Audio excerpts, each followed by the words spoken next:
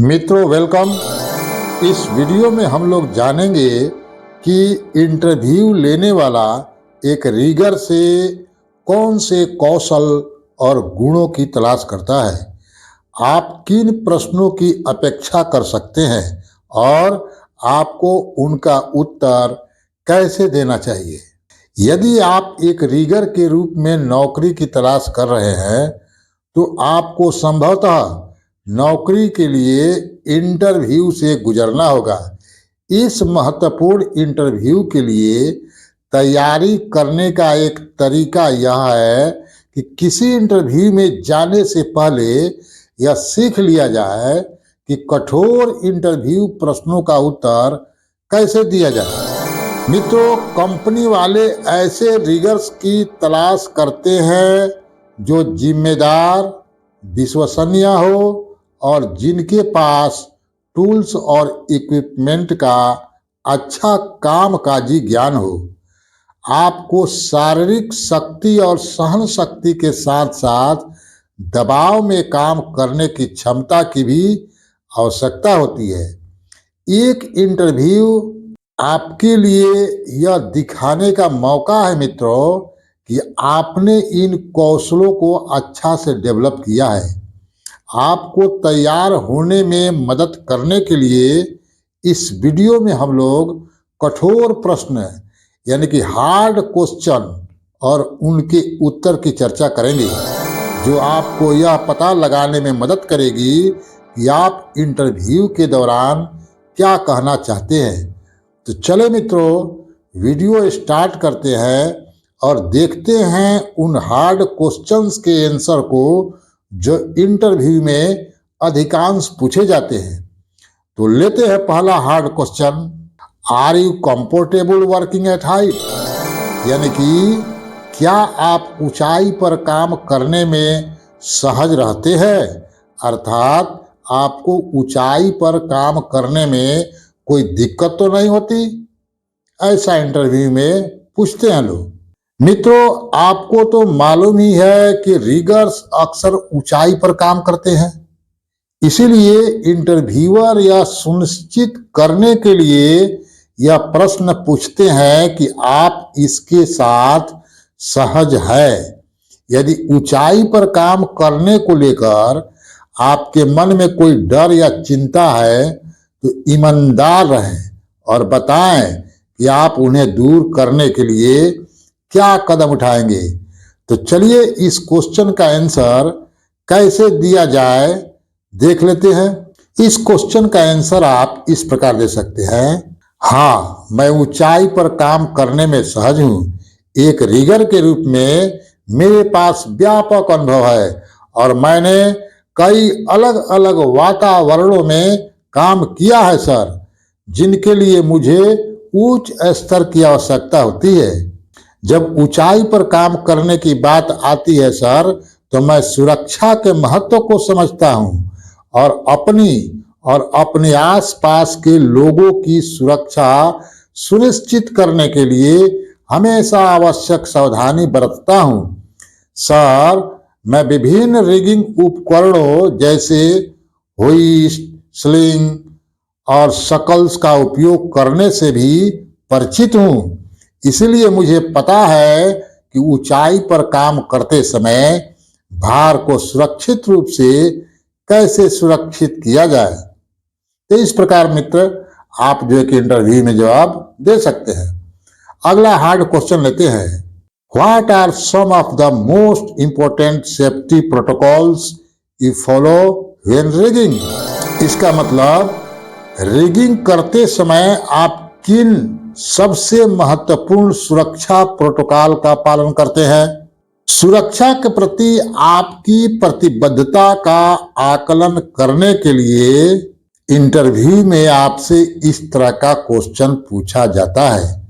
वे जानना चाहते हैं कि आप रिगिंग करते समय आवश्यक सावधानियां बरतने के लिए इच्छुक हैं और आप समझते हैं कि वे सावधानियां क्या है। अपने उत्तर में बताएं कि आप किन प्रोटोकॉल का पालन करते हैं और वे महत्वपूर्ण क्यों है। इस क्वेश्चन का आंसर आप इस प्रकार दे सकते हैं, सर, रिगिंग करते समय सेफ्टी हमेशा मेरी सर्वोच्च प्राथमिकता होती है। मैं कंपनी द्वारा निर्धारित सभी सेफ्टी प्रोटोकॉल और दिशा निर्देशों के साथ साथ उद्योग मानकों का पालन करना सुनिश्चित करता हूँ। सर, कोई भी काम शुरू करने से पहले मैं किसी भी क्षति या टूट-फूट के संकेत के लिए सभी उपकरणों का इंस्पेक्शन करता हूँ। इससे यह सुनिश्चित करने में मदद मिलती है कि सब कुछ उचित कार्यक्रम में है और उपयोग करने के लिए सुरक्षित है। सर, मैं रिगिंग सिस्टम स्थापित करते समय अतिरिक्त सावधानी भी बरतता हूँ। मैं यह सुनिश्चित करने के लिए प्रत्येक कनेक्शन बिंदु को दोबारा जांच करता हूँ कि उस पर कोई भार डालने से पहले वह सुरक्षित है। मैं यह सुनिश्चित करने के लिए रिगिंग सिस्टम के कोण पर भी पूरा ध्यान देता हूँ सर, कि यह बहुत अधिक खड़ी या बहुत उथली न हो। अंततः मैं हमेशा अपने और लोड के बीच एक स्पष्ट दृष्टि रेखा भी रखता हूँ, ताकि मैं हर समय इसकी प्रगति की निगरानी कर सकूं। अगला हार्ड क्वेश्चन है मित्रों, what is your experience with using crane and other lifting equipments? यानी क्रेन और अन्य उठाने वाले उपकरणों का उपयोग करने में आपका एक्सपीरियंस क्या है? मित्रों, क्रेन और अन्य उठाने वाले उपकरण रिगर्स के लिए एक सामान्य उपकरण है। नियोक्ता यह प्रश्न पूछकर सुनिश्चित करना चाहता है कि आपके पास इन उपकरणों का सुरक्षित रूप से उपयोग करने के लिए आवश्यक एक्सपीरियंस है। अपने उत्तर में बताइए कि आपने अतीत में कौन से क्रेन या उठाने वाले उपकरण का उपयोग किया है। यह भी बताइए कि प्रत्येक प्रकार की क्रेन या उठाने वाले उपकरण के साथ आपके पास कितने साल का एक्सपीरियंस है। इस क्वेश्चन का जवाब आप इस प्रकार दीजिए, सर, क्रेन और अन्य उठाने वाले उपकरणों का उपयोग करने का मेरे पास व्यापक अनुभव है। मैं एक सर्टिफाइड रिगर हूँ।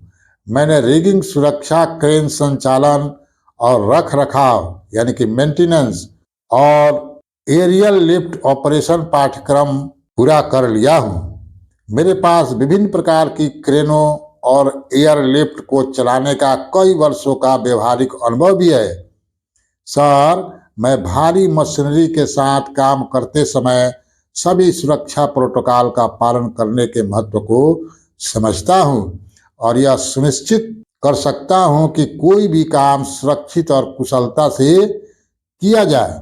मैं उपयोग से पहले दोषों के लिए उपकरणों का निरीक्षण करने से परिचित हूँ और समस्या बनने से पहले संभावित खतरों की पहचान कर सकता हूँ। मैं उचित भार वितरण और वजन गणना के साथ साथ भार को ठीक से सुरक्षित करने के बारे में भी जानकारी रखता हूँ।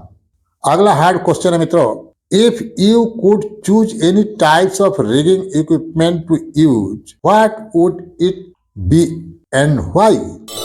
यदि आपको उपयोग के लिए किसी भी प्रकार का रिगिंग उपकरण को चुनना हो तो वह क्या होगा और क्यों? मित्रों, यह प्रश्न इंटरव्यूअर के लिए विभिन्न प्रकार के रिगिंग उपकरणों के बारे में आपके ज्ञान का आकलन करने और आप उनका उपयोग कैसे करेंगे इसके बारे में पता करना चाहता है। आपके उत्तर में यह विवरण शामिल होना चाहिए कि आप किस प्रकार के उपकरण का चयन करेंगे, आप इसे क्यों चुनेंगे और इसका एक उदाहरण भी देना होगा कि आपने अतीत में इसका उपयोग कब किया था। तो चले मित्रों, इस क्वेश्चन का जवाब हम लोग देते हैं। सर, यदि मैं उपयोग के लिए किसी भी प्रकार के रिगिंग उपकरण का चयन कर सकूं तो मेरी पसंद मॉडर्न टेक्नोलॉजी में नवीनतम होगी।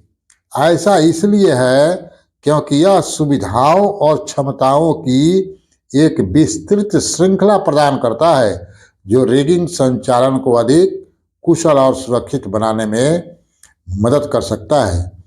नवीनतम प्रौद्योगिकियां स्वचालित लोड मॉनिटरिंग जैसी बेहतर सुरक्षा सुविधाएं प्रदान करती है, जो लोड अपनी अधिकतम क्षमता के करीब पहुंचने पर ऑपरेटरों को सचेत कर सकती है। वे भारी वस्तुओं की सटीक स्थिति के लिए उन्नत नियंत्रण प्रणाली भी प्रदान करते हैं, सटीकता सुनिश्चित करते हैं और दुर्घटनाओं के जोखिम को कम करते हैं। अंत में ये प्रौद्योगिकियां अक्सर सॉफ्टवेयर पैकेज के साथ आती है, जो मौजूदा सिस्टम में आसान अनुकूलन और एकीकरण की अनुमति देती है। लेते हैं अगला hard question. What would you do if you noticed a co-worker was not following safety protocols while on the job? अर्थात यदि आपने देखा कि कोई सहकर्मी काम के दौरान सुरक्षा प्रोटोकॉल का पालन नहीं कर रहा है, तो आप क्या करेंगे? मित्रों, यह एक महत्वपूर्ण क्वेश्चन है, इसलिए इसको ध्यान से समझिए। इस क्वेश्चन के द्वारा इंटरव्यूअर यह जानना चाहता है कि आप एक टीम के सदस्य के नाते यदि कोई खुद को या दूसरे को खतरे में डाल रहा है, तो आप कैसे उसे समझाएंगे? अपने उत्तर में बताएं कि आप किसी को नाराज किए बिना स्थिति को कैसे संभालेंगे।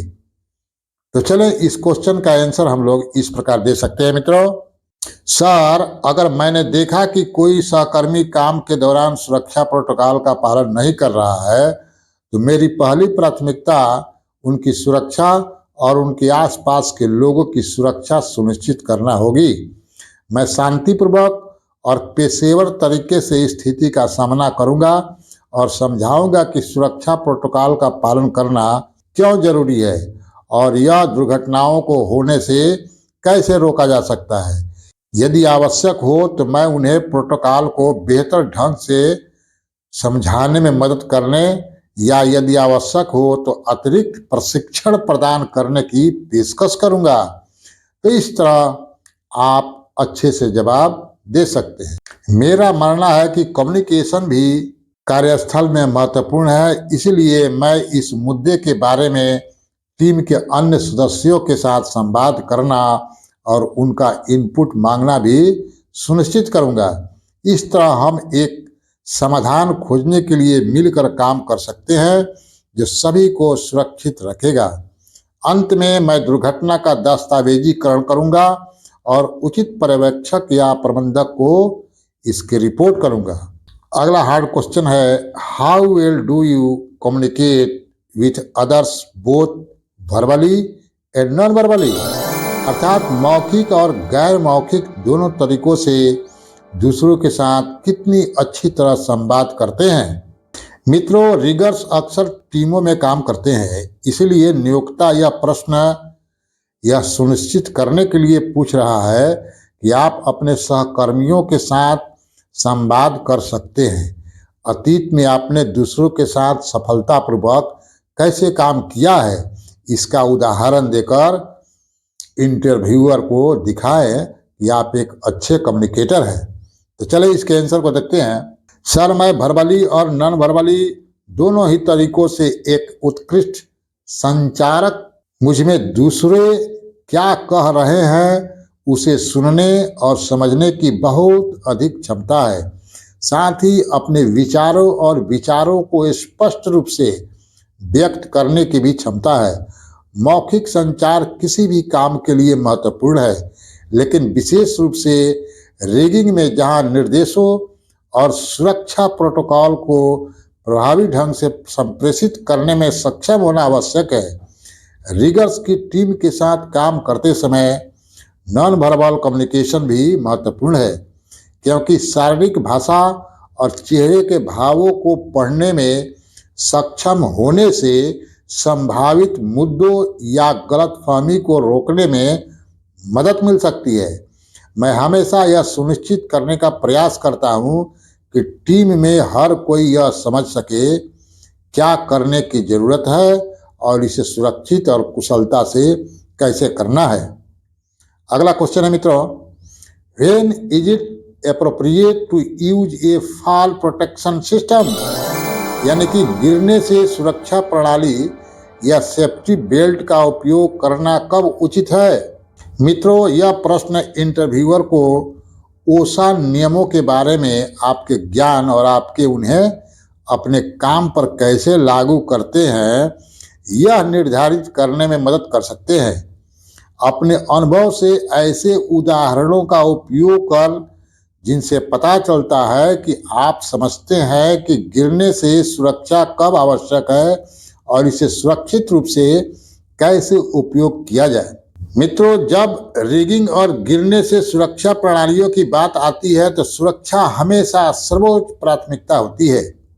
यह समझना महत्वपूर्ण है कि श्रमिकों को संभावित खतरों से सुरक्षित रखने के लिए गिरने से सुरक्षा प्रणाली का उपयोग कब किया जाना चाहिए। सामान्यतः जब भी कोई कर्मचारी 6 फीट या 1.8 मीटर या उससे अधिक की ऊंचाई पर काम कर रहा हो तो गिरने से सुरक्षा प्रणाली का उपयोग किया जाना चाहिए, यानी कि सेफ्टी बेल्ट का।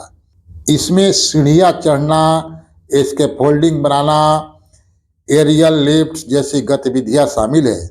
इसके अलावा यदि वस्तुओं के गिरने का खतरा है तो गिरने से सुरक्षा प्रणाली भी नियोजित की जानी चाहिए।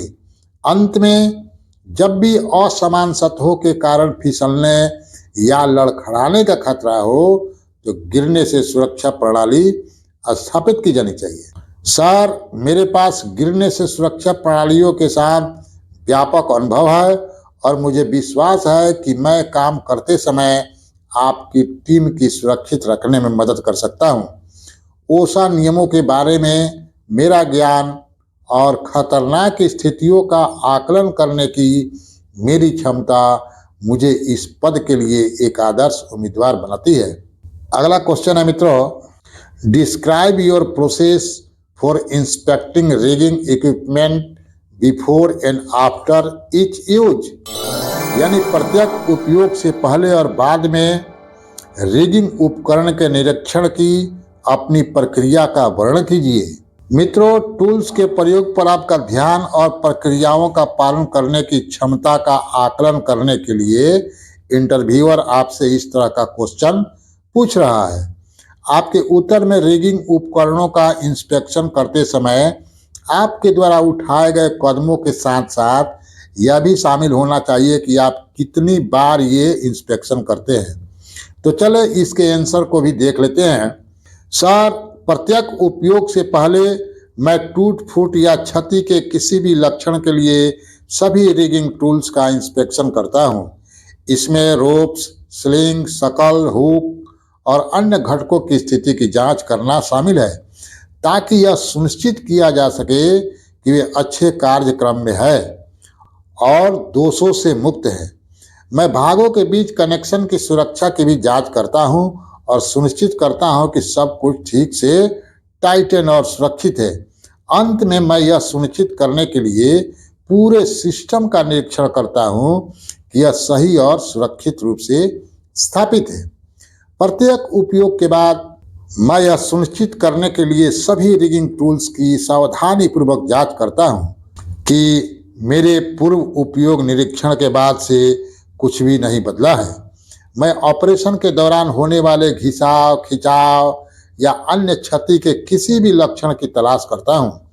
यदि मुझे कोई ऐसी चीज मिलती है जिस पर ध्यान देने की आवश्यकता है तो मैं प्रभावित घटक की मरम्मत या बदलने के लिए उचित कार्रवाई करता हूं।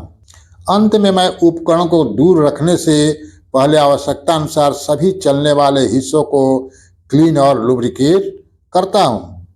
मित्रों, ये सब क्वेश्चन देखने में लंबे हैं परंतु याद करने में आसान है, इसलिए इनको छोड़िए मत, क्योंकि इंटरव्यू में इनमें से कोई न कोई जरूर पूछा जाता है। अगला हार्ड क्वेश्चन है, which type of rigging do you prefer to do the most, अर्थात आप किस प्रकार के रिगिंग करना सबसे अधिक पसंद करते हैं।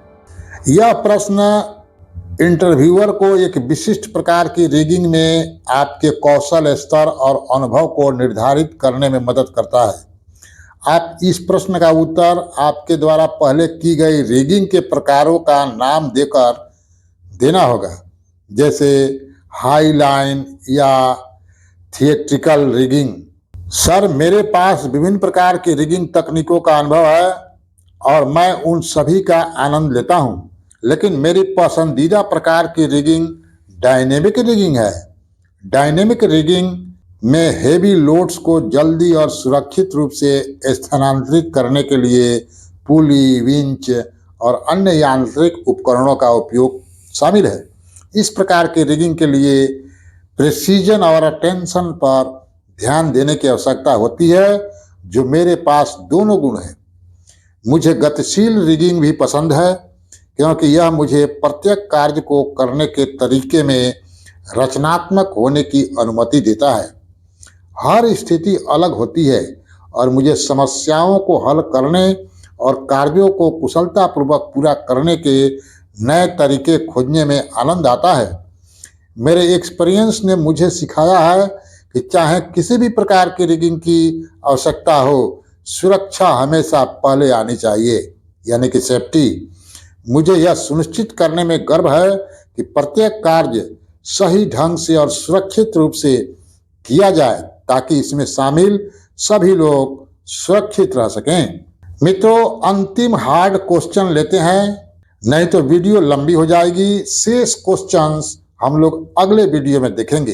तो अंतिम क्वेश्चन है मित्रों, there is a discrepancy between the blueprint and the actual equipment you are suppose to rig, what do you do?